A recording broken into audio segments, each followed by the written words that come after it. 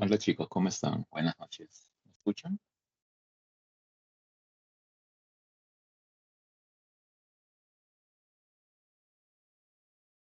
Buenas noches, profesor, se le escucha. Ok, muchas gracias. Bueno, entonces vamos a comenzar con el repaso correspondiente a la práctica de respiración celular. Ok, entonces vamos a esperar unos cuantos minutos a ver si entran más compañeros. Pero me podrían ir, si desean, pueden escribir en el chat o colocar o hablar por audio. ¿Qué aspectos les gustaría revisar sobre esta práctica?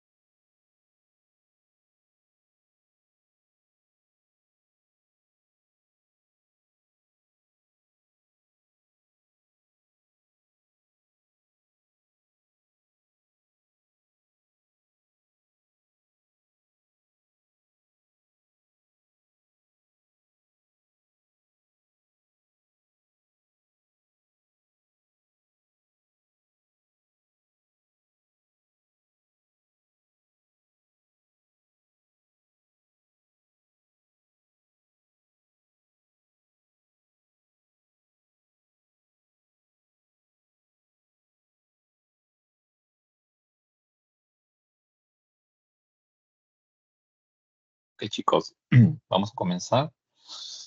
Entonces, ¿qué les gustaría revisar sobre esta sesión? O que en un repaso general sobre en qué consistió la práctica. Porque imagino que también están elaborando el informe, porque este informe se entrega esta semana, si no me equivoco.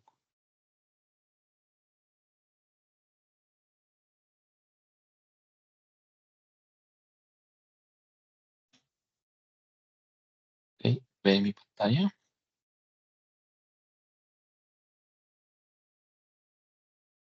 Bien. Ok, chicos, entonces hablemos un poco sobre en qué consiste esta práctica, ¿ok? Y de ahí, si tienen dudas o consultas, pueden escribir en el chat o levantar la mano para darles el paso. Bien, entonces, esta práctica corresponde a la semana 9, que fue la semana pasada, y básicamente consistió en trabajar experimentalmente lo que es la respiración anaeróbica, ¿ok? Básicamente sin presencia de oxígeno a través de lo que es la fermentación. Entonces, una reflexión de esa experiencia es conocer, por ejemplo, qué diferencias existen. Ay, un momento.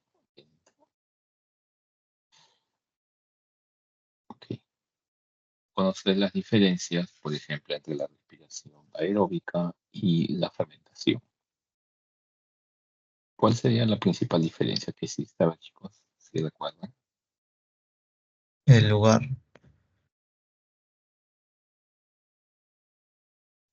El lugar. mm, a ver, ¿en qué sentido sería eso? ¿En dónde será, por ejemplo, la respiración aeróbica?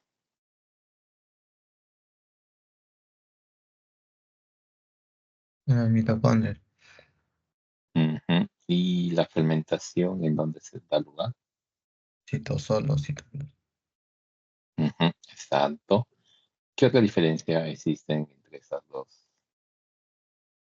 vías? A ver, La presencia de oxígeno, también la presencia de oxígeno, efectivamente, la respiración aeróbica, como su nombre le indica, hay presencia de oxígeno, mientras que la fermentación hay ausencia. ¿Ok? ¿Alguna otra diferencia, chicos? En la cantidad de ATPs producidos por cada uno. Exacto. En el caso de la respiración aeróbica hay una producción de ATPs, ¿no? A diferencia de la fermentación. De ahí, por ejemplo, si hablamos de la complejidad de ambas vías metabólicas, ¿cuál de ellas dos es más compleja? ¿La respiración aeróbica o la fermentación?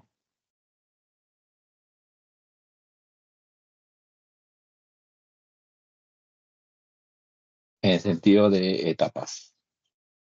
¿Quién tiene más etapas? ¿Qué enzimas? ¿Cuál de ellas involucra más enzimas?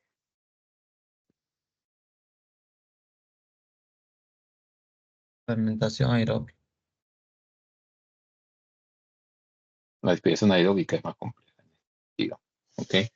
La fermentación es más corta, ¿ok? Involucra unas cuantas enzimas. Y la siguiente pregunta, ¿qué son los antimetabolitos? A ver, ustedes ya que llevaron esa práctica, ¿cuál fue su conclusión? ¿Qué sería un antimetabolito?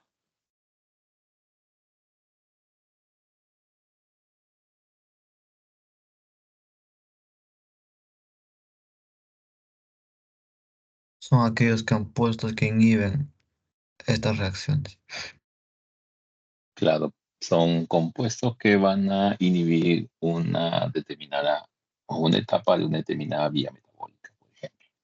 En la práctica, ¿cuál fue la enzima que fue inhibida? El la fluoruro, enzima enolasa. Exacto, la enolasa. Con S, ¿ok? No se equivoquen, chicos. No, lasa. Ujú, así. Entonces, ¿cuál es el compuesto que ayudó o que actuó como antimetabolito en la práctica? ¿Se acuerdan su nombre? fluoruro sódico. Exacto, el fluoruro sódico. ¿Ok? ¿Y qué de especial tuvo en el experimento este antimetabolito?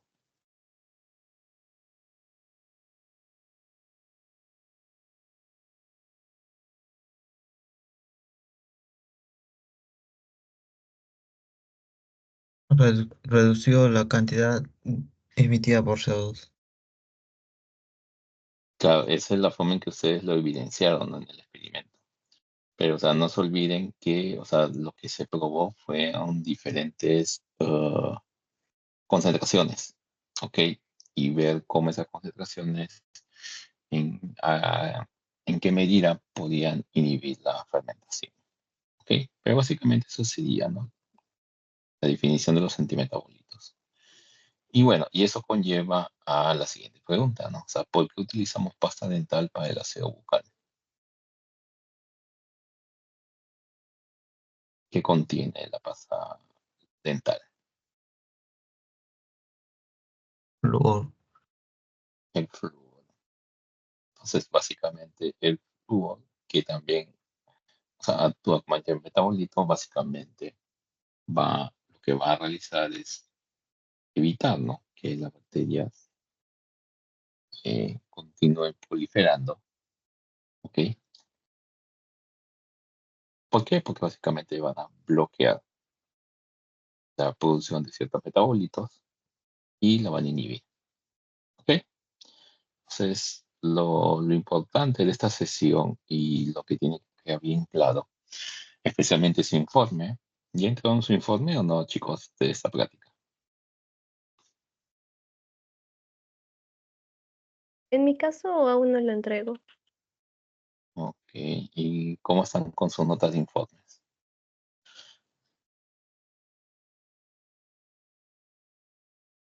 Uy, mal. Ok.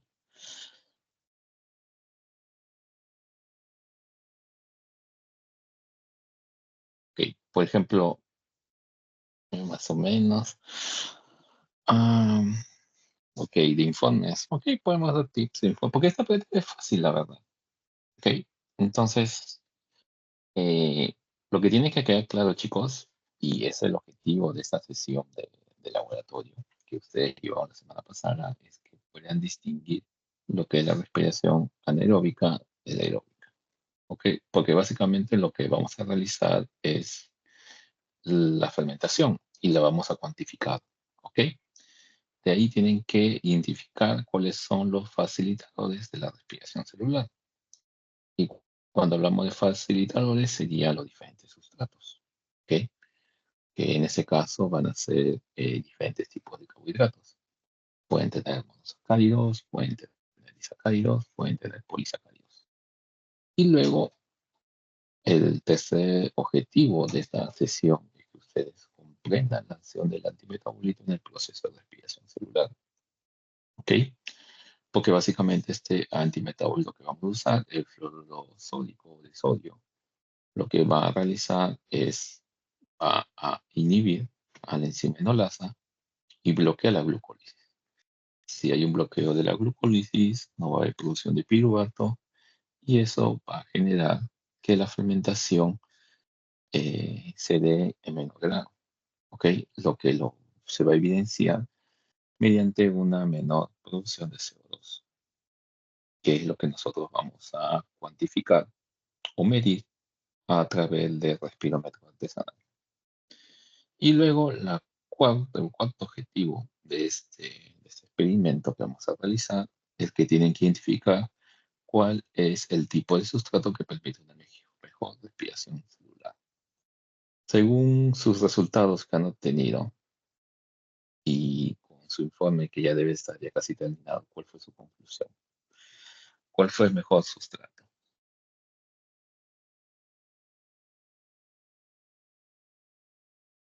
Los monosacáridos, como la glucosa y la fructosa, tuvieron mayor emisión de CO2. Ujú. ¿Y quién quedó en último lugar? Polisacárido. Polisacárido, exacto, el almidón. Bien. Entonces, eso es lo que ustedes tienen que básicamente discutir en ese informe, ¿no? O sea, hablar de por qué, o sea, los monosacáridos tienen mayor, o ¿cómo se puede decir? Eh, Al utilizarlo como sustrato va a generar una mayor cantidad de CO2. Entonces ahí tienen que buscar principalmente libros de bioquímica que expliquen esa causa, ¿no? Que ustedes finalmente evidenciaron en el experimento con un mayor desplazamiento del respirómetro. Ok, entonces, aquí luego en la introducción de la práctica hablamos del metabolismo celular, que básicamente viene a ser un conjunto de reacciones que son acopladas y simultáneas. Acopladas en el sentido de que en esta reacción hay una enzima, a ver, déjame ver si está aquí, ¿dónde está? Que básicamente va a generar, por ejemplo, en el caso de la glucólisis básicamente a partir de una glucosa se va a generar piruvato. Entonces, para que se dé esa conversión, vendrían a intervenir diferentes enzimas. Y esas enzimas van a ir transformando la glucosa en productos o en compuestos más simples. ¿Ok? Entonces, por eso se dice que son acopladas, porque lo que genera una enzima como producto es utilizada por otra enzima como sustrato y así sucesivamente. ¿Ok? Y se dan de manera simultánea, o sea, porque estos rutas metabólicas inclusive interaccionan entre sí. Entonces, podemos tener vías que ayudan a sintetizar compuestos como vías que ayudan a degradar. ¿Ok? En el caso de aquellas que degradan serían aquellas vías catabólicas, en el cual tenemos un gran ejemplo en el caso de la glucólisis, ¿no? Que a partir de la glucosa se genera piruvato. Pero existen vías de síntesis, como por ejemplo la gluconeogénesis, donde a partir de piruvato se genera glucosa. Entonces ahí hablamos de vías anabólicas. ¿Ok? Entonces, todas estas vías van a estar interactuando. Van a haber vías que van a estar involucradas en lo que es el metabolismo de pentosas y azúcares, vías involucradas en el metabolismo de ciertos aminoácidos y vías involucradas en lo que son ciertos ácidos grasos. Inclusive van a haber compuestos intermediarios que se van a generar entre una vía u otra y que van a ser como un tipo de intersección. ¿Ok? Pero lo que a nosotros nos interesa en esta práctica vendría a ser exclusivamente lo que es la glucólisis, ¿ok? Y el destino de su producto, que es el piruvato. Entonces, como ya les mencioné previamente, la glucólisis, a partir de glucosa me va a generar piruvato. Y ese piruvato, dependiendo si hay presencia o no de oxígeno, me va a generar un producto. ¿Ok? Entonces, si hay oxígeno, ese piruvato se va a ser transformado en acetilcoenzima A, y este acetilcoenzima A luego va a ingresar al ciclo de Krebs, generándome CO2 y lo que son el NADH y el FADH2. Estos dos compuestos luego van a ir a la mitocondria y en lo que es la fosforilación oxidativa van a ayudar a la formación de ATP, que básicamente es energía. Pero, ¿qué sucede si no hay presencia de oxígeno?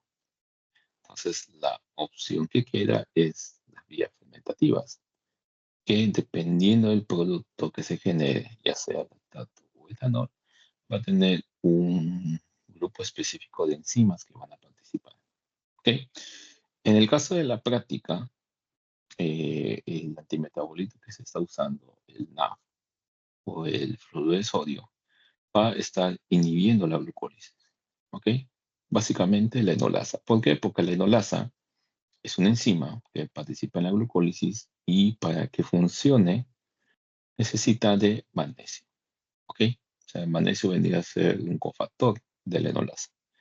Pero ¿qué sucede? El fluoruro de sodio, que es un antimetabolito, va a precipitar esos magnesios. O sea, va a evitar que ese magnesio llegue a la enolasa. ¿Ok?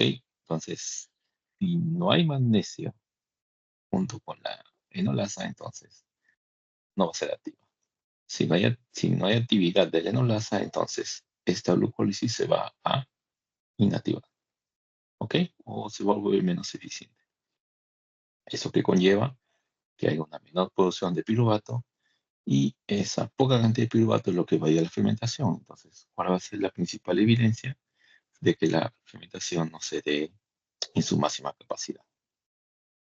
Ahora, como les mencioné, existen dos tipos de fermentaciones. Una de ellas es la fermentación láctica, en el cual toma al ácido pirúvico, que es un derivado del piruvato, producto de la glicólisis, y por acción del ácido láctico deshidrogenasa se transforma en ácido láctico. ¿Ok? Y este tipo de fermentación, ¿en dónde se da? En bacterias como lactobacillus, por ejemplo, que son utilizadas en la producción de quesos. Okay, imagino que aquí hay alumnos que les gusta el queso, entonces se utiliza ese tipo de bacterias como lactobacillus. De ahí cuando ustedes hacen una actividad física muy prolongada, han sentido la sensación de calambre, también esa es fermentación. ¿Ok? Porque básicamente el ácido láctico se está acumulando en sus músculos y eso da ese tipo de sensación. Y también se puede dar en tejidos vegetales en ausencia de oxígeno o en semillas durante la fase inicial de germinación porque no hay presencia de oxígeno. De ahí la otra vía fermentativa que tenemos es la fermentación alcohólica, en el cual a partir del ácido pirúvico podemos generar acetaldehído por acción de la enzima descarboxilasa. ¿Ok? Ahora, en esta reacción química, o en esta conversión realizada por la descarboxilasa, se va a generar CO2. Y ese CO2 es lo que nosotros vamos a cuantificar, porque la práctica se va a centrar en este tipo de fermentación. ¿Ok? De ahí ese acetaldehído, por la acción del alcohol deshidrogenasa, genera etanol. ¿Y esto en qué tipo de organismo se va a realizar? En lo que son las famosas levaduras, ya sea de la cerveza o del pan, cuyo nombre científico es Saccharomyces cerevisiae. ¿Ok? Hasta ahí, ¿alguna consulta, chicos? ¿Todo claro?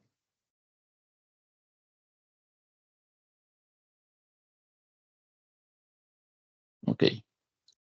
Entonces, ahora vamos a la parte experimental. Entonces, en sí, esta práctica contiene dos tipos de experimentos. ¿Ok? El primer experimento es básicamente evaluar la fermentación en levaduras utilizando diferentes tipos de sustratos. ¿Ok? Entonces, en el procedimiento experimental, ustedes van a rotular dos juegos de tubos, unos tubos pequeños y otros tubos grandes, del 1 al 5. ¿Ok? Y a todos los tubos le van a agregar levadura. ¿Ok? Entonces, algunos docentes, me imagino, en el laboratorio agregaron la levadura al comienzo. Fue lo primero que agregaron, unos 3 mililitros. O de repente, otros docentes lo que hicieron fue agregar levadura al final, después de colocar los otros componentes, y envasaron todo con levadura. Ok. Entonces, lo importante de este experimento es que todos los tubos van a contener levadura. Ahora, en el caso del tubo 1 van a tener agua destilada. En el tubo 2 van a tener glucosa. En el tubo 3, fructosa. En el tubo 4, almidón. Y en el tubo 5, sacarosa. Ok, entonces van a tener todas esas mezclas. Y de ahí ustedes van a preparar los despilómetros artesanales. Entonces, primero van a tener que agregar tanto su levadura y sus respectivos sustratos. ¿Cuáles son los sustratos que van a evaluar en este caso? En este experimento son 4, que serían 2 monosacáridos, un polisacárido y un disacárido. ¿El agua es un sustrato o no? A ver, chicos, díganme en el chat.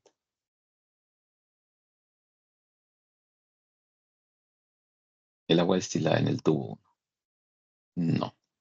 ¿Qué vendría a ser el agua destilada en este experimento?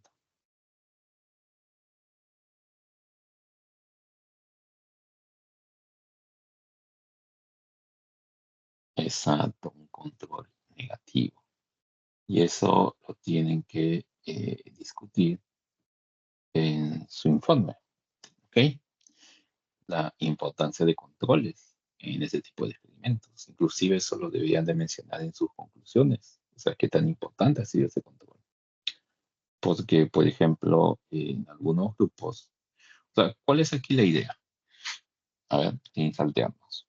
Entonces, ustedes preparan los experimentos artesanales, ¿se acuerdan cómo lo hicieron? ¿No? O sea, el tubo pequeño donde tiene estas soluciones se introdujo sobre el tubo grande y luego se empujó hasta el fondo con la bagueta.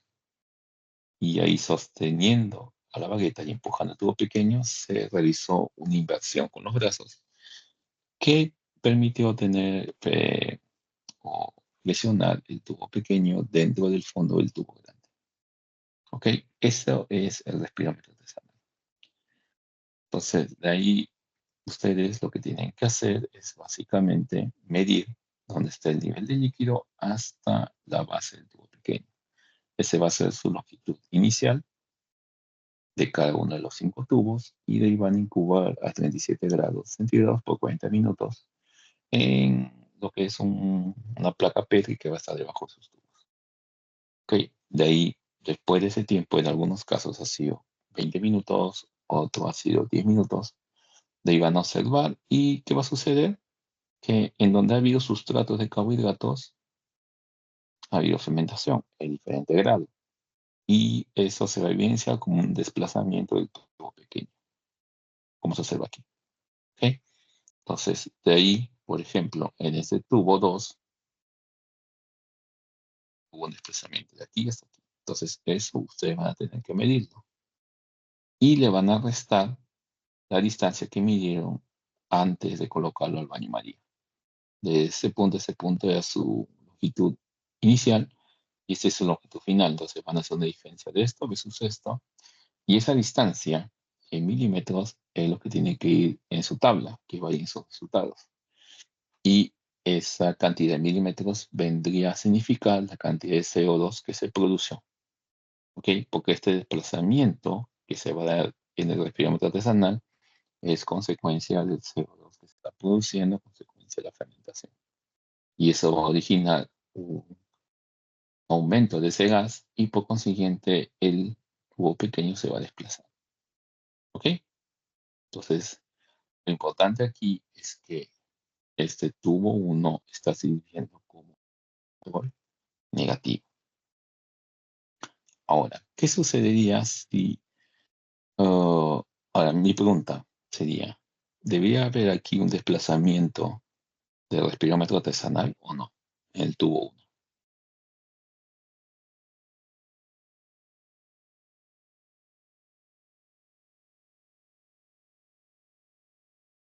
No debería haber. ¿Qué parte, Samuel? No, recién te estoy leyendo, no te había leído.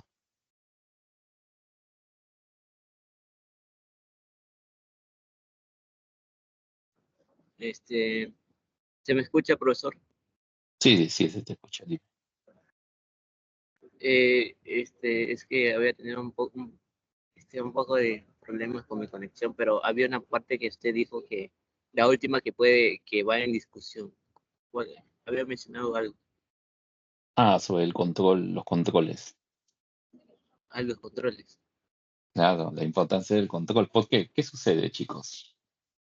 O sea, ¿por qué es importante este control?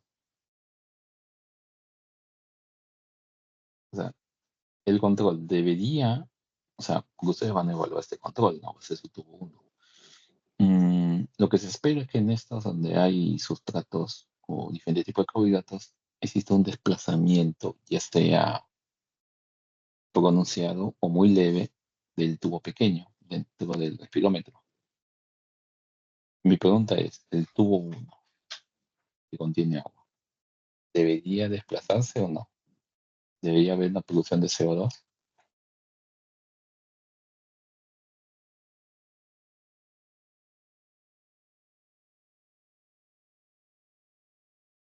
Agua destilada no, No.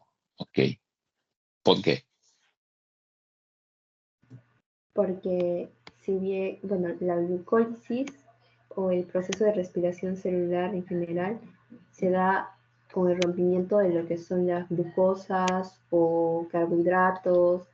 Entonces, el agua destilada se entiende de que es un agua ya tratada, que no tiene ni nutrientes ni sustratos que puedan ser aptos para que la levadura pueda realizar este proceso de respiración celular. Ok, exacto. Entonces, no debería haber un desplazamiento. Ahora, si hubiera un desplazamiento, ¿cómo lo interpretan eso? Puede haber que por ejemplo, la, la pipeta, si no me equivoco, es el nombre que es lo que se llama. Entonces, la pipeta haya sido combinada, es decir, la misma que estaban utilizando para succionar la glucosa haya sido utilizada para succionar el agua destilada, o puede que el tubo haya estado sucio, es decir, no se haya verificado que esté completamente limpio. Exacto. Y eso a mí me pasó en un grupo que tengo del laboratorio, que, porque a ustedes se les indicó de que cada pipeta era específico de un compuesto o de una solución. O sea, el agua tenía su pipeta, la glucosa tenía su pipeta, todos tenían, hasta el NAF, los diferentes concentraciones de NAF tenían su pipeta. Pero hubo un grupo que utilizó una de las pipetas que contenía carbohidratos, creo que que fue la que tenía glucosa, y la de agua. ¿Ok? Y eso que permitió observar que el tubo 1 tuviera un movimiento exagerado. ¿Ok? Entonces, ahí es cuando a ustedes les sirve ese tipo de control, porque ese tipo de control les va a indicar que efectivamente ninguno de esos componentes tiene algún tipo de contaminación. Y de esa manera da credibilidad a los resultados que están obteniendo los otros tubos. ¿Ok? ¿Alguna otra consulta con respecto a este experimento?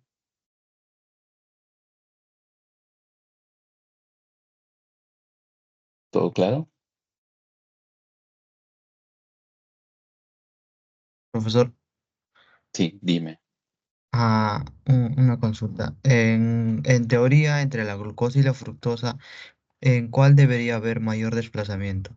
¿O en cuál se podría evidenciar mayor cantidad de emisión de CO2? Mm, Eso depende, ¿ah? O sea, en grupos yo he visto que hay mayor desplazamiento de glucosa, en otros mayor desplazamiento de fructosa, pero entre ambos está. ¿Ok? Pero eso ustedes tienen que justificarlo en su discusión. ¿Ok? Entonces, lo ideal es que busquen algún artículo científico o libro que les indique, ¿no? O sea, ¿por qué motivo? Porque uno esperaría, ¿no? Que básicamente la glucosa sea la que tenga este efecto mayor en la fermentación. Pero en algunos grupos, por ejemplo, hoy día ya revisé informes de esa práctica, en algunos grupos han encontrado que es la fructosa, ¿no? Y han intentado justificarlos, han encontrado literatura que indica de que la fructosa tiene mayor acceso, incluso tiene un mejor acceso a la fermentación que la glucosa. Ok, entonces, eso es algo que ustedes van a tener que justificar en su informe. O sea, porque lo ideal en la discusión es que ustedes hagan un contraste de lo que están, que han obtenido los resultados con lo que se sabe en la teoría o que se espera que debería salir, ¿no? Entonces, entre esos dos hay bastante discusión, pero o sea, ya se sabe que del que queda luego sacarosa y al final lo que es el almidón. ¿Ok? Entonces, ahí digo lo que les recomendaría para su informe, que si aún no lo han terminado, es que se enfoquen en buscar libros de bioquímica, por ejemplo, o libros que trabajen sobre fermentación, que hay bastantes, ¿ah? Ok. Otra consulta, chicos.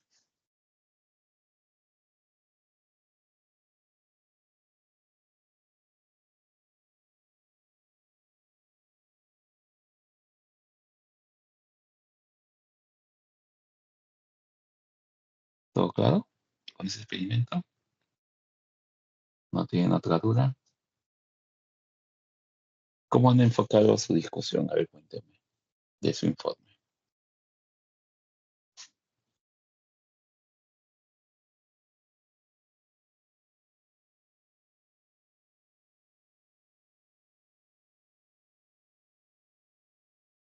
¿O todavía no lo han hecho?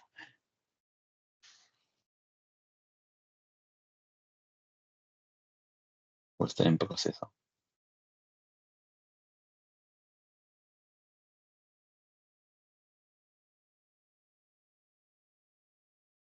¿Aún no lo han hecho, chicos?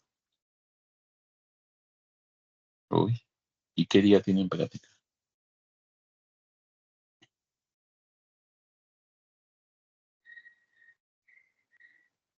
El sábado, el jueves, el viernes, ok. Pero no esperen el último momento, chicos. Ah, sí, el viernes es feriado.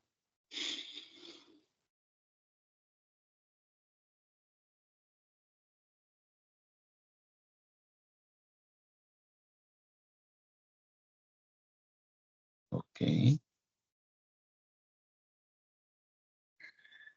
Ujú.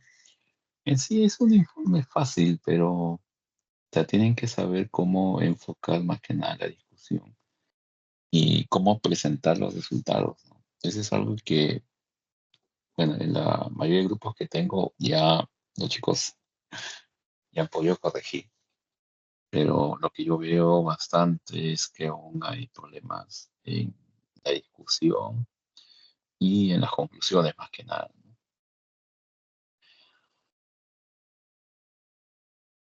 Ok, sí, puede ser, porque vamos a seguir con el siguiente experimento para ya terminar con la parte experimental. Entonces, de ahí viene el segundo experimento. Aquí ya es otro enfoque, porque aquí el enfoque en el primer experimento era ver el efecto sobre diferentes sustratos. ¿Ok? En ese caso, o sea, el efecto de la fermentación, de diferentes sustratos sobre la fermentación. ¿Quiénes son los sustratos? Glucosa, fructosa, almidón y sacarosa. En el segundo experimento, vamos a evaluar el efecto de los antimetabolitos o inhibidores sobre la fermentación. Y ahí quien vamos a utilizar es el NAF. ¿Ok? El NAF que viene en tres presentaciones. 0.01 molar, 0.05 molar y 0.1 o 0.10 molar. O sea, básicamente aquí hay una menor concentración y aquí hay una mayor concentración. Entonces, el procedimiento es muy similar. Entonces, tienen tubos del 1 al 5, tanto grandes y pequeños, lo van a rotular.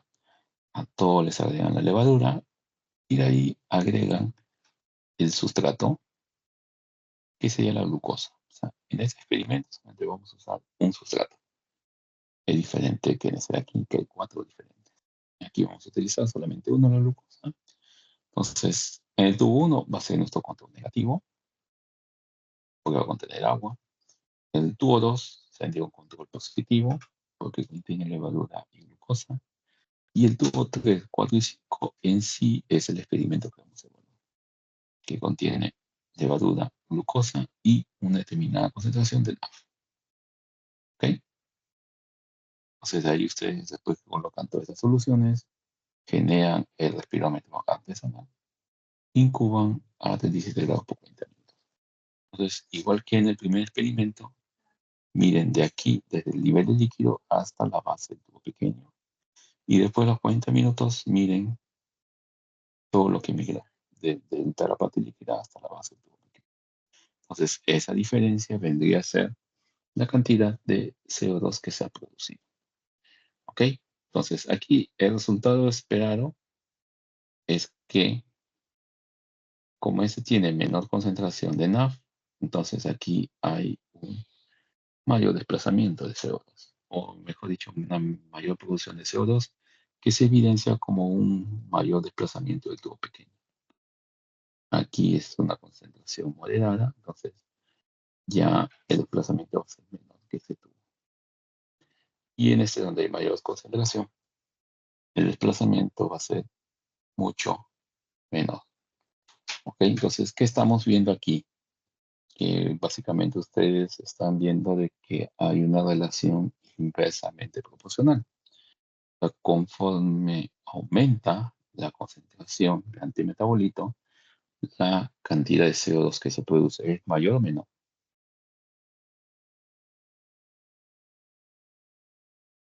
A ver, chicos, díganme.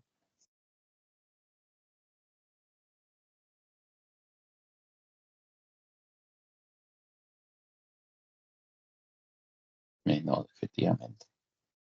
¿Ok?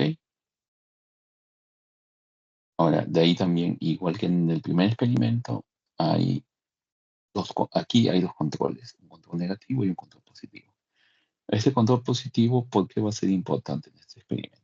Bien, a ver, algún voluntario o voluntaria, ¿cuál sería la importancia del tubo número 2 en este experimento? Claro, o sea, el tubo 1 es para indicar si hay algún tipo de contaminante, ¿ok? Ya sea en la levadura o en el agua. El tubo 2, ¿para qué serviría?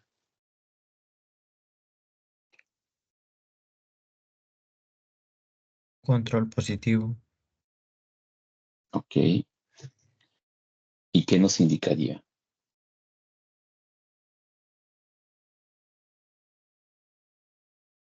La emisión de CO2 o la cantidad emitida de CO2. Ok, pero ¿en qué sentido? O sea, de que va a producir CO2 es correcto, ok. Pero en el contexto del experimento, ¿cuál sería su importancia? O sea, ¿qué nos estaría indicando?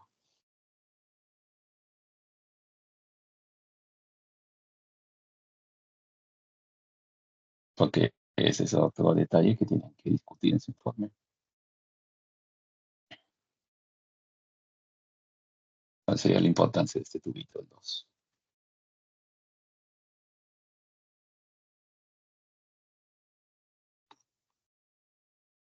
A ver, les pregunto nuevamente. Entre el tubo 3, 4 y 5, ¿dónde debería haber un mayor, un mayor desplazamiento del tubo pequeño en el respirómetro? En el tubo 1, digo en el 3, En 3. Ya, ahora agreguen al número 2 en la ecuación. ¿Quién tendría el mayor desplazamiento entre 2, 3, 4 y 5?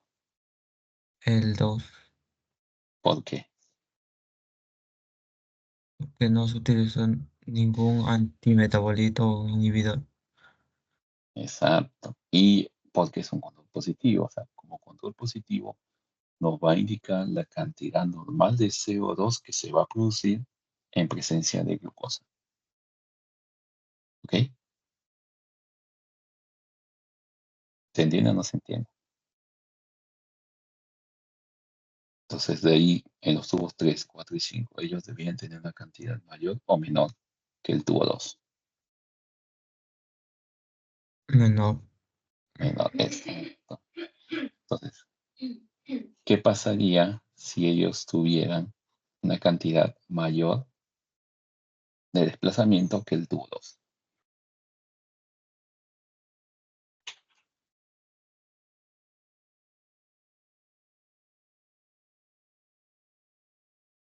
¿Sería posible eso o no? ¿O en qué situación podría ser válido?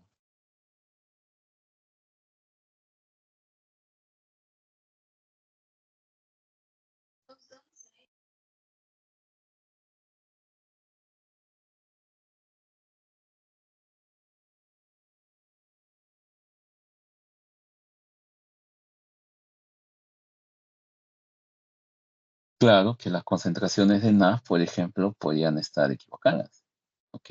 O de repente, o el NAF podría estar inactivo o vencido, por ejemplo, ¿ok? Entonces, eso también ustedes tienen que discutirlo en su informe. Y de repente, si a algún grupo le ha salido eso, que la glucosa tiene menor nivel, debe ser por algo, o puede ser un error técnico también, ¿no? Porque algunos chicos empezó a subir el tubo pequeño tan alto que de ahí cuando intentaron medir con la regla, se cayó, perdieron esa distancia. ¿Ok?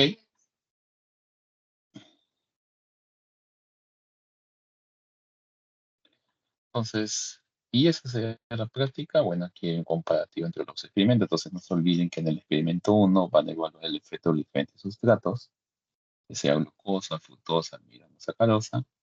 Y en el experimento 2 van a utilizar un sustrato y van a evaluar el efecto del antimetabolito en diferentes concentraciones sobre ese sustrato. ¿Ok?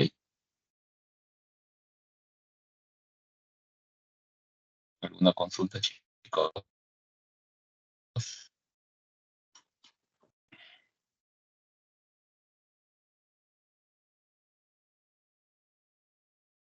¿Todo Sí, claro? profesor, buenas noches. ¿Se me escucha? Sí, sí, se escucha, dime. Ajá. Bueno, en el caso de mi grupo nos ha tocado hacer la experimentación con el NAF y en el Ujú, tubo 2 y 3, por ejemplo, notamos que el agua, no sé, parecía como si le hubiera entrado agua al tubo. No hubo desplazamiento ni nada de eso, pero como que el tubo se llenó de agua. ujú. Entonces, nuestro experimento quedaría como, digamos, o sea, no lo hicimos bien. Y hubo otro grupo que sí lo hizo bien. En el caso de nuestro informe, ¿tendríamos que tomar de todas maneras nuestros resultados? O Ah, deberíamos, ajá, o deberíamos claro, agarrarlo del otro grupo que sí le salió bien. claro, ahí depende de la indicación de su docente. O sea, el docente debe haberles indicado si van a trabajar solamente con un resultado de cada experimento o con todos los resultados. Entonces, en ese caso donde hubo ese problema, que también tienen que Ujú. discutirlo en el informe, es porque básicamente la idea es que cuando ustedes cierren el sistema, al momento de generar el espirómetro, esté completamente cerrado y no haya ninguna fuga. O sobre todo que el líquido se salga por los costados. Y eso es porque el tubo o sea, el tubo mayor es más grande que el tubo pequeño. Ujú. Y ha dejado un espacio y por ahí salió el líquido. Entonces ahí ya el respirómetro no funcionó como debería. Ahora, en Claro, ese como caso, ujú, dime. es que uno de los tubos tenía como una rajadura, una hendidura, y le preguntamos al docente si obviamente tenía algo que influir, pero nos dijo que no, nada que ver, y bueno, al momento de hacerlo, pues resultó que sí, todo el agua se llenó a los costados.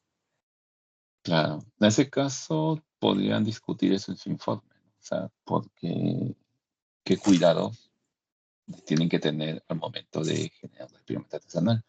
Porque otro detalle también que tienen que tener en consideración es que los dos tubos, principalmente el tubo grueso, el grande, tiene que estar bien Ujú. seco. Ah, ¿Ok? Si sí, eso sí. estaba medio húmedo o mojado, también podría influenciar a ese, o sea, que el líquido se salga por los costados. Entonces, yo creo que deberías hacerle la consulta a tu docente. Y, porque en mi caso, por ejemplo, en los grupos que yo tuve, yo indiqué a los chicos que utilicen los resultados de todos los grupos y que hagan un comparativo, ¿no? Porque generalmente la distribución ha sido de que, o sea, son 4 mesas de trabajo, entonces 2 mesas hacían el experimento uno y 2 mesas el experimento 2. Entonces, Sí, en nuestro caso también fue igual. ujú. Ah, Pero yo creo que ah, deberían hacerle la consulta al docente si pueden considerar los datos de los dos grupos. ok, profesor, muchas gracias. Esa era mi Mm, consulta. Ok, ¿alguna otra consulta, chicos?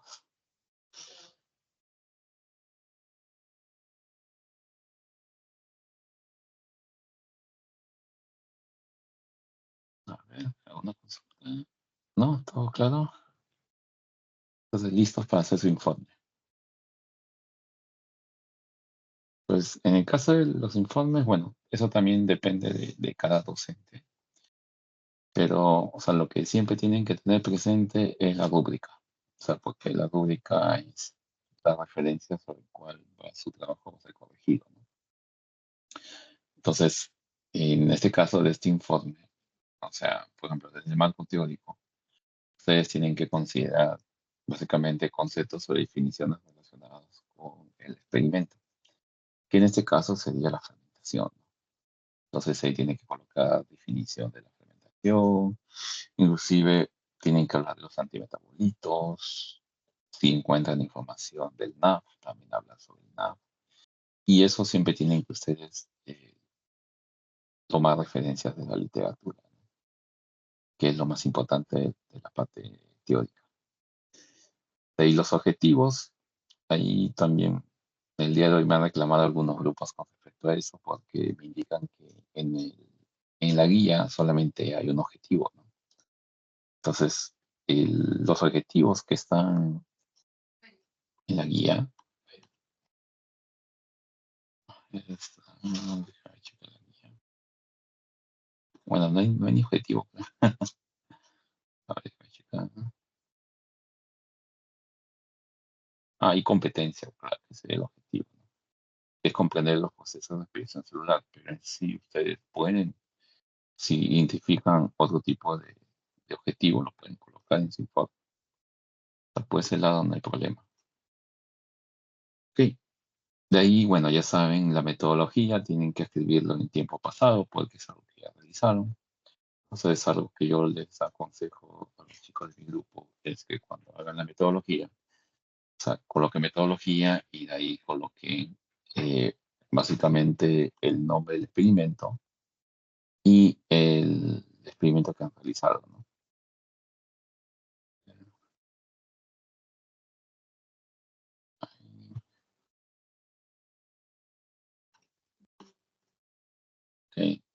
Estoy compartiendo.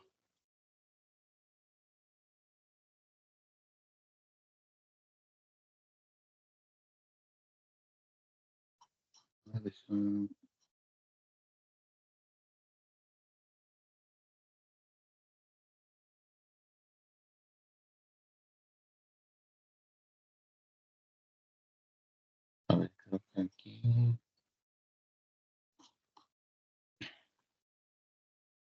A ver, aquí metodología. Entonces, por ejemplo, la parte de metodología, hay que dividirla, ¿no? O sea, si hay 2 experimentos, coloquen experimento 1 y el nombre del experimento. O sea, cada experimento que ustedes realizan tiene su nombre. Y de ahí elaboran un párrafo donde describen el experimento en tiempo pasado. Y de ahí si hay otro experimento, de ahí colocan esto, 2 y describen. ¿Ok? En tiempo pasado. Igual, y antes de los métodos están los materiales, ¿no? Y en los materiales ahí tienen que considerar todo lo que se ha usado en la práctica. ¿Ok? Que no necesariamente va a ser lo mismo que está en la guía. Algunas cosas de repente ni se han utilizado. Entonces ahí tienen que tener bastante cuidado. ¿Ok? De ahí viene la parte de los resultados. Entonces la parte de los resultados se me hace complicado. Creo que mejor voy a compartir una hoja de Word más fácil, ¿ok? Para darles una referencia nomás.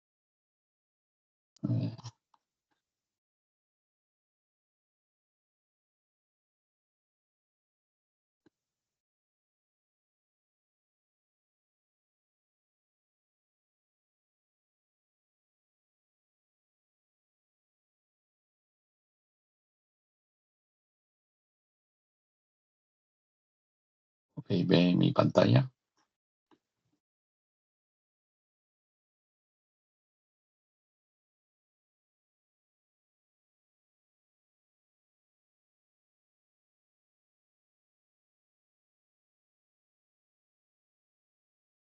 A ver, aquí doy el...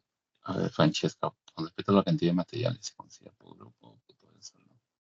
Deben considerar, depende, si están considerando los 2 experimentos, tienen que considerar ambos materiales. Ajá, tienen que considerar tanto el que usó un grupo y el otro.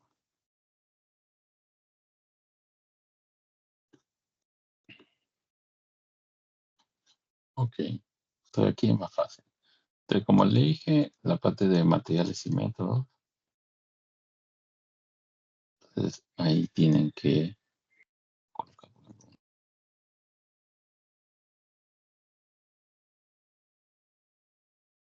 acá sería que colocan experimento, cada materiales y métodos, y sería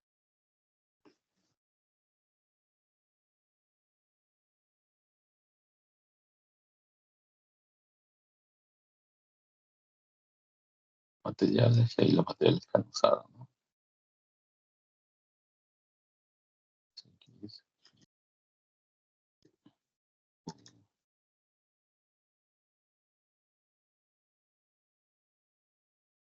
Ahí viene el experimento.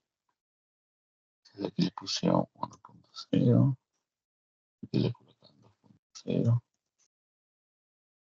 cada metodología.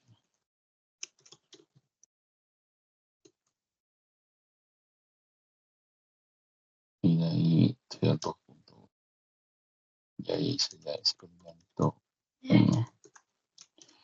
Ahí el título, por ejemplo, efectos de diferentes en la fermentación. Y de ahí ustedes describen ahí Entonces, efecto ácida. Ahí terminan de escribir la metodología y de ahí colocan 2.2. Y sería experimento 02. Es el efecto del antimetabolismo. Ahí, aquí colocan la... Ok. De ahí en los resultados deberían de mantener ese estilo. Entonces ahí tienen resultados. Ok. Y ahí igual. Experimento 1, efecto de diferentes sustratos en la fermentación. Y ahí describen los resultados. Colocan un párrafo pequeño que en el experimento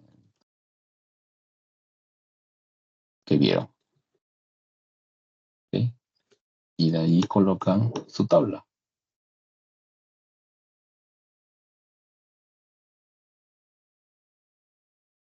Y esa tabla le colocan su leyenda. ¿Ok? Tabla 01. Y ahí indican qué están mostrando. Y listo. Y está. Si colocan un gráfico, porque hay algunos docentes que han pedido un gráfico, entonces insertan su gráfico.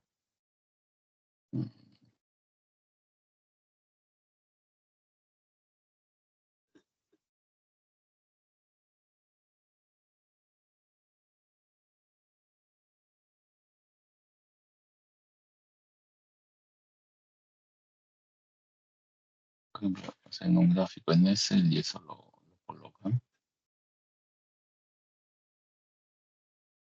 Y colocan su leyenda imagen 01, si la primera imagen que han colocado y que están mostrando.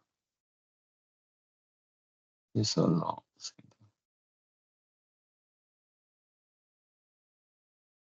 y ya está. Y de ahí lo mismo para el experimento 2, el efecto antimetabolito. De ahí nuevamente colocando un párrafo describiendo lo que han observado. ¿No? Y de ahí colocan su tabla.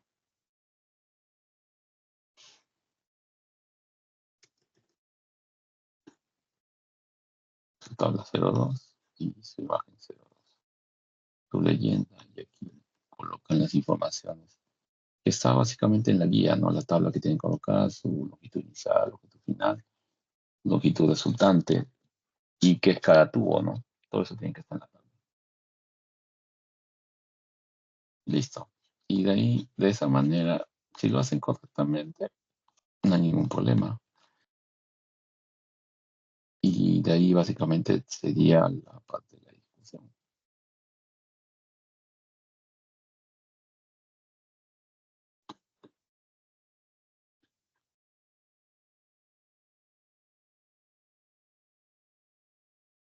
Análisis y discusión.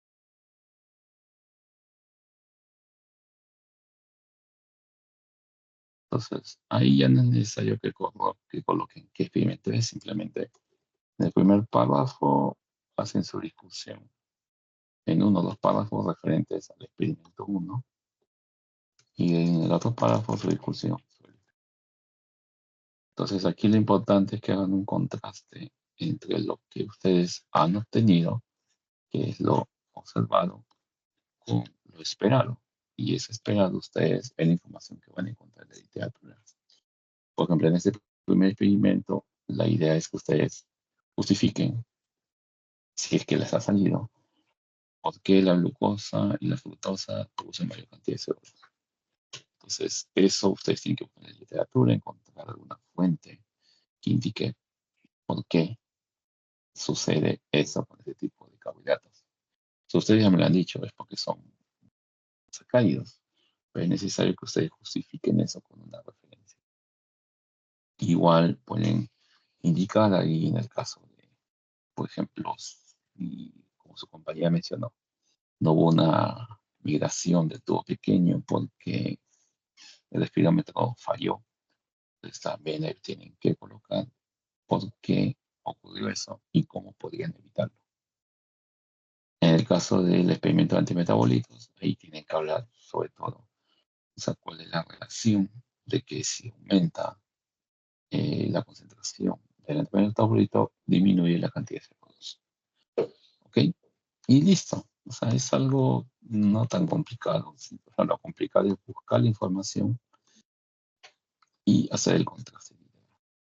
Y al final tienen de ahí en el punto 5 lo que son las opciones, ¿no? Que es donde muchos alumnos temas también. Y ahí es básicamente colocar, finalmente las conclusiones simplemente son frases o enunciados que se relacionan con lo que ustedes han podido aprender de la práctica. ¿Ok? Entonces, claro, no les puedo dar conclusiones de esta práctica porque de ahí todos van a ser las mismas conclusiones. Pero, por ejemplo, ¿qué conclusión pueden obtener de la práctica de, por ejemplo, racionamiento celular?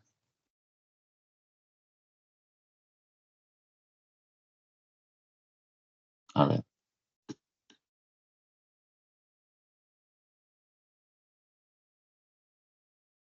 ¿qué conclusión tienen con respecto a la práctica de racionamiento celular?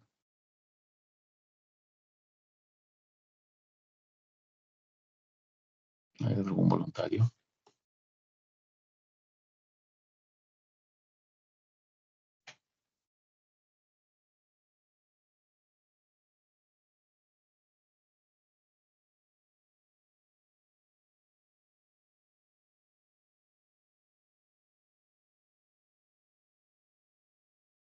Podría ser que gracias a la utilización del buffer, este, que era en que protegía las organelas, se pudo realizar la homogenización para el filtrado.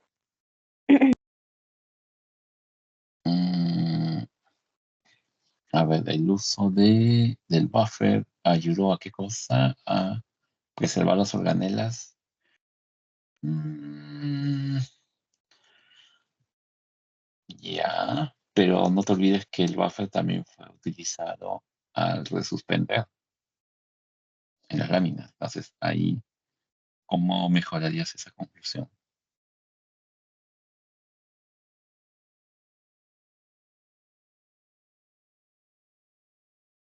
¿Cómo sería? A ver, chicos, ayuden a su compañera.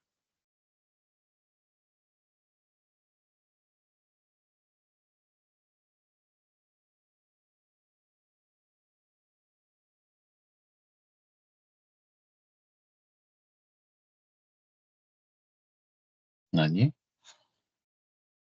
A ver, mm, ¿cuál es lo que ustedes, cuál fue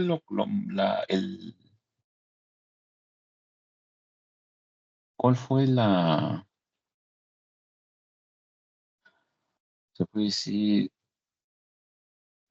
lo más importante que aprendieron de esa práctica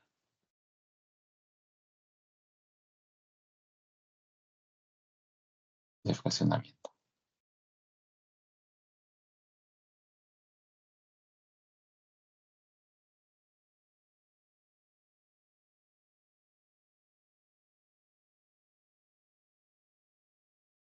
Nadie, a ver, chicos.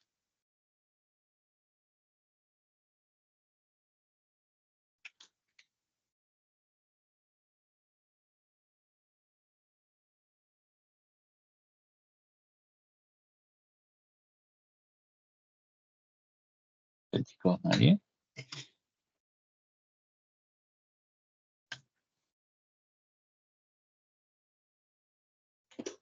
O sea, por ejemplo, partamos de que todos llegan a observar sus núcleos y sus mitocondrias, ¿o no?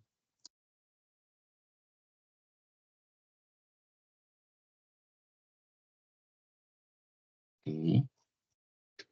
Ya, y para que ustedes llegaran a observar sus núcleos y mitocondrias, ¿cuál creen que fue la etapa crucial o más importante de todo el proceso que hicieron?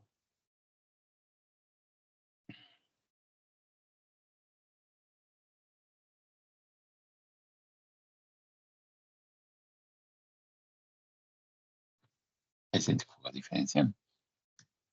Ok, muy bien. ¿Y cómo sería una conclusión con respecto al centrifugal? A ver. Comenzando, el centrifugado les ayudó a obtener organelas aisladas o no del resto de organelas de la célula.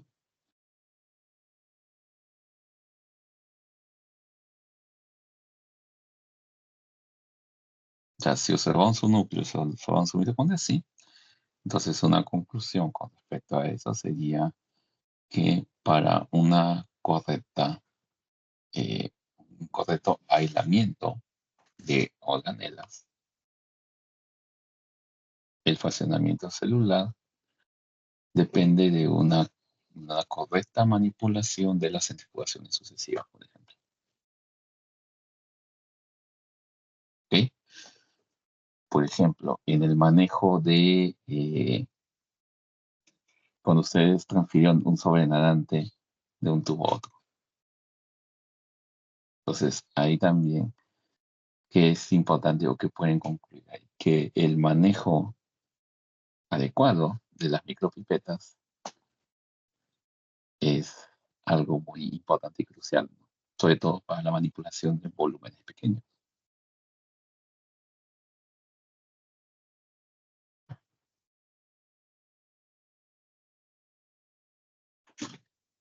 Exacto, muy bien, Flor, también podría ser.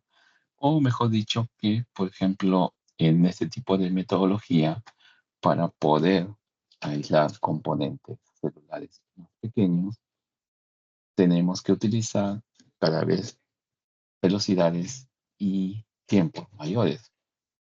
Entonces, hay que observar que mientras más pequeño es el componente celular, más tiempo y más velocidad tienen que centrifugar, ¿correcto? ¿O no? ¿Es cierto eso? Ok. Entonces, una conclusión, ¿cuál sería? Existe una relación inversamente proporcional entre el tamaño del componente celular y la velocidad y tiempo de las centrifugaciones. Listo. Esa es una conclusión. Porque establecen una relación entre dos eventos. ¿Ok? ¿Se entiende, chicos?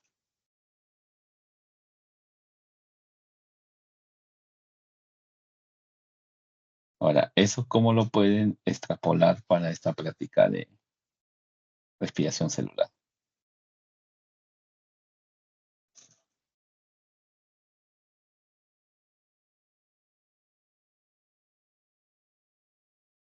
¿Cuáles son las variables que están manejando en el experimento 2? El antimetabolito. Ya, pero ¿qué aspecto del antimetabolito? El nafta. ¿Cómo? Bueno, el fluoruro de clive. Claro, sí. Ese es el antimetabolito, pero ¿qué es lo que usted exacto? Ahí Flor lo indicó, concentración de antimetabolitos. ¿Ok? Mientras más altos sean las concentraciones de los antimetabolitos, ¿qué va a ocurrir con la concentración de CO2? Va a ser menor. Ya, entonces ahí encuentran una relación o no entre esas dos variables.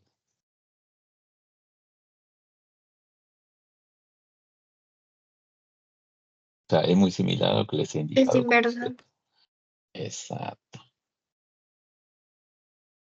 O sea, y mientras, o sea, va a llegar un punto en que ustedes van a usar determinada concentración del antimetabolito muy alta que ya va a inhibir completamente la fermentación.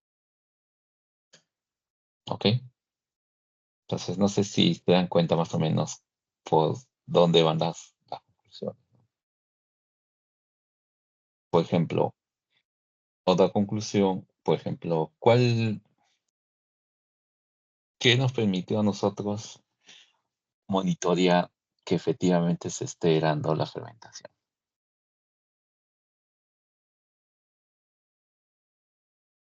Que haya un aumento de CO2. No, claro. Pero ¿qué nos permitió a nosotros cuantificar el CO2?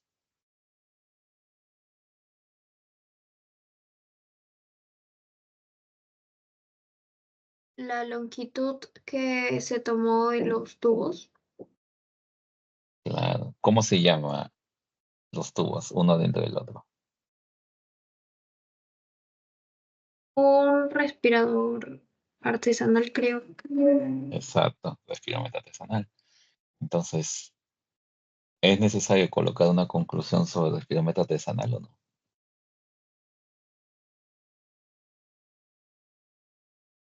O sea, ¿qué pasaría si ustedes, como sucedió el caso de su compañera que acabo de hablar hace unos minutos, qué sucede si hay un error al momento de armar el respirómetro artesanal? ¿Ana puede cuantificar el CO2 o no?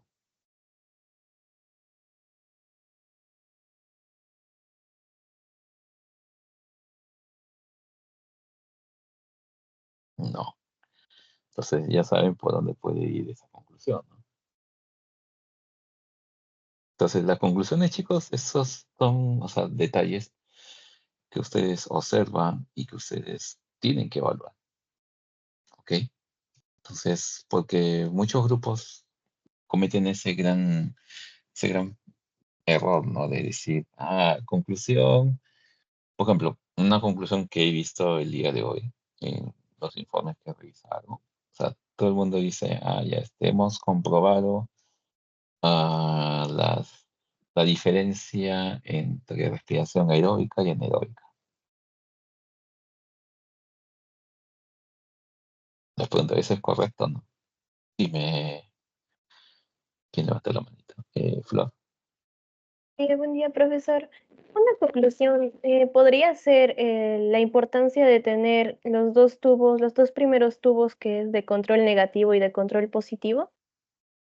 Exacto, también hay otra conclusión sobre eso, porque son muy importantes, ¿no? El control negativo te va a ayudar a discriminar si hay alguna contaminación, por ejemplo, en tu válvula, y el control positivo te va a ayudar a discriminar que efectivamente los inhibidores, en este caso las diferentes concentraciones de NAF, estén funcionando, ¿ok? O que efectivamente la glucosa no tenga problemas, porque ¿qué pasa si ustedes están colocando una glucosa que está alterada, tiene problemas?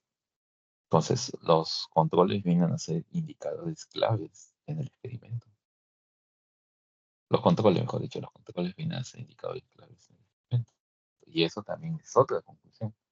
Mira cuántas conclusiones llevamos ya del los del respirómetro 1, de, de las concentraciones del NAF 2, de los controles 3. O sea, son varias conclusiones que uno puede sacar, chicos, pero o sea, eso depende del nivel que ustedes tengan de observación, ¿no? O sea, como siempre le digo a mis alumnos, o sea, la conclusión es lo que ustedes están aprendiendo del experimento. Y estos experimentos han sido diseñados para que ustedes puedan observar eventos y a partir de esos eventos llegar a una idea consenso como grupo. Porque también las conclusiones son grupales, ¿no? O sea, es lo que el grupo, los miembros de ese grupo han observado y han aprendido el experimento. ¿Ok? Entonces, también otro detalle que deben de considerar es el trabajo grupal, ¿no? Y bueno, yo también les aconsejo eso a los chicos de mis grupos de laboratorio, de que no esperen el último día para hacer sus informes y que siempre revisen lo que está haciendo el otro miembro, ¿no? Porque generalmente lo que ustedes hacen es el informe lo dividen. Entonces, alguien hace el marco teórico, otro hace la metodología, otro hace resultados, otro hace conclusiones, otro hace discusión. O sea, no es malo hacer eso, pero ¿cuál es el problema? Que tanto los resultados como la discusión y las conclusiones valen 5 puntos del informe. Entonces, ustedes están dándole ahí el mismo peso que tiene la discusión al marco teórico, que vale un punto, o a la metodología, que vale un punto. ¿Entienden? Ahí está el problema. Entonces, lo que ustedes deberían hacer es darle más empeño y cada 2 o 3 miembros del grupo que hagan la discusión y que hagan las conclusiones. Porque esa es la clave del informe, la verdad. Y muchas veces también lo que he visto es que ustedes hacen sus informes por separado y un día antes lo juntan y lo imprimen. Y, o sea, ni siquiera se dan el trabajo de revisar, de compaginar, o sea, que todo el informe tenga un único formato, o sea, tal como está, lo imprimen. Y ahí uno como docente al momento de revisar se da cuenta de eso, ¿no? Entonces, ahí tengan bastante cuidado con eso, chicos. Y también busquen información. Sean curiosos, busquen fuentes. O sea, uno también como docente es fácil saber si un informe a ustedes le han puesto empeño, ¿no? Es simplemente agarrarlo, revisar sus referencias bibliográficas y ver ahí el tipo de información que ustedes han considerado y el número de referencias también. Entonces, son varios así aspectos que ustedes ya deberían estar dominando, ¿no? Entonces, y también, o sea, siempre hacer caso a la retroalimentación que te da tu docente, ¿no? Porque los docentes, al momento que nosotros corregimos, nosotros ahí indicamos qué aspectos ustedes pueden ir mejorando, ¿no? Entonces, ese es el panorama ideal. Claro, hay algunos grupos, ya me ha pasado, que en vez de mejorar, empeoran, pero bueno, eso es porque también, o sea, ustedes, este no es el único curso que llevan, ¿no? Son diferentes cursos, entonces cada alumno le da diferente prioridad a cada curso, entonces ahí es donde ya vienen los problemas también.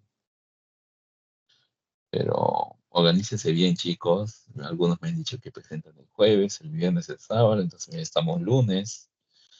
Entonces, ya debería estar hecho el informe, chicos. ¿Ok? ¿Tienen otra consulta? ¿Quiero les ayudo un poco lo de los informes o no? Sí, profe, gracias. Ok. De ahí me cuentan cómo les fue. ¿Cuánto es la más alta nota en su informe que han sacado hasta ahora?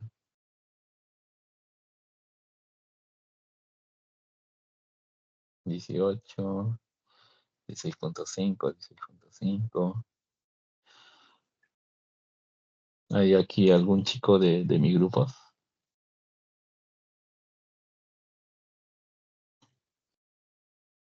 En los grupos que yo tengo, a diferencia, ¿cuánto te he puesto como máximo? No, no me odias, ¿no?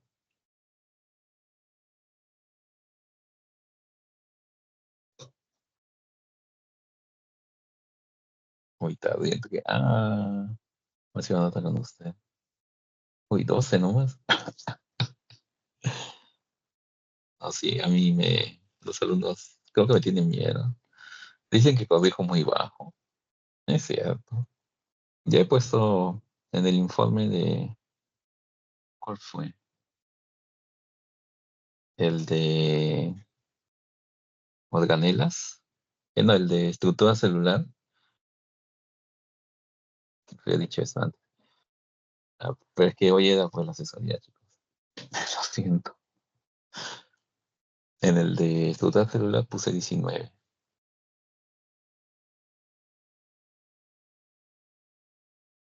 Uy, lo siento, Aloni. ¿De qué grupo eres, Aloni?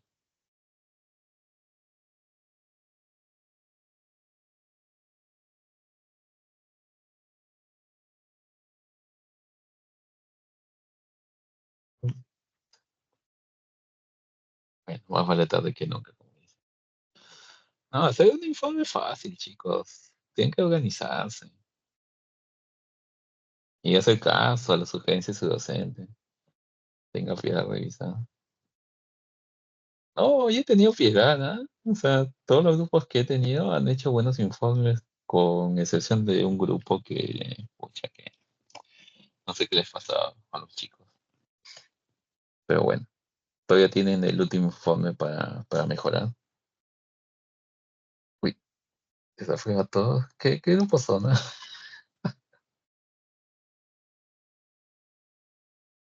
Francesca, a todos. Confirmo. Los dibujos, o sea, hacen la tabla en Excel y en Excel, el mismo Excel les va a sugerir gráficos. Entonces ahí es donde ustedes van a ver la recta de inversamente proporcional. Uy, en informes. Es que no le ponen empeño, pues chicos, sus informes. Pero ya queda solamente uno ya, el de ADN, que se entrega de aquí a 2 semanas. Y de ahí ya viene el informe individual. Entonces, ánimos, trabajen bien con sus grupos. Y por favor, antes de imprimir el informe, revísenlo, por favor. Revísenlo.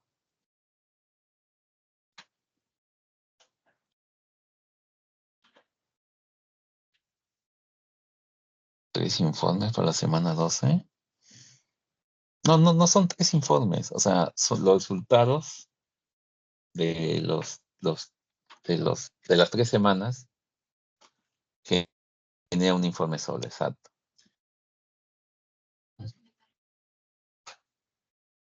Sí, o sea, de los 3 temas se genera un informe que se entrega en la semana 12. Ujú. Claro, claro. Ahora, ahí lo que yo les digo, chicos, es vayan avanzando el informe. O sea, ni bien hacen su práctica esta semana de ADN, hagan el informe, aváncenlo, y de ahí la siguiente semana avancen con los resultados y no les dejen al final. Porque muchos chicos dejan el informe para la última semana. Y ese informe es el más peligroso porque es el más complejo de todos. Porque un resultado de una práctica depende del otro. Entonces, si es que no sale el experimento como se espera que debe salir, entonces ustedes tienen que interpretar en qué paso falló. ¿Ok? Y lamentablemente es el informe donde algunos de los alumnos que he tenido en semestres anteriores recurren a comprar informes de Facebook, de WhatsApp, y es fácil detectar plagio, chicos. Entonces, tengan cuidado, no recurran a ese tipo de comportamiento, por favor. Ya saben que cualquier identificación de plagio es calificado con 0. ¿Ok? No caigan en eso. Pero a pesar que yo les haya dicho en semestres anteriores a varios alumnos, muchos han caído en eso. Entonces tengan cuidado también cuando ustedes dividan el informe, ¿no? Especialmente a los que les dan la parte de conclusiones. Cuiden bastante sus conclusiones, por favor. Porque es generalmente la parte que los chicos o los informes que cayeron en plagio es que han copiado de otro informe que ven en internet. Entonces, cuídense de eso, por favor. Porque un 0,0 en un informe es muy malo, la verdad, para su calificación. ¿Ok? Igual la otra semana, a esta hora también voy a tener asesoría, entonces ahí si desean pueden ir mostrando, conversando sobre cómo van sus avances.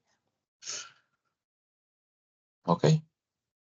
Entonces, parece las asesorías también para ayudarlos, ¿no? Y con respecto a lo que están trabajando en las prácticas. Entonces, no tengan miedo, los que no son mis alumnos, por favor, no tengan miedo.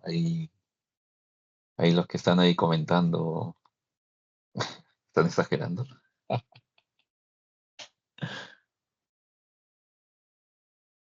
Ok, chicos. Entonces, no hay ninguna otra consulta. Entonces, a los que todavía no han hecho su informe, por favor, pongan empeño.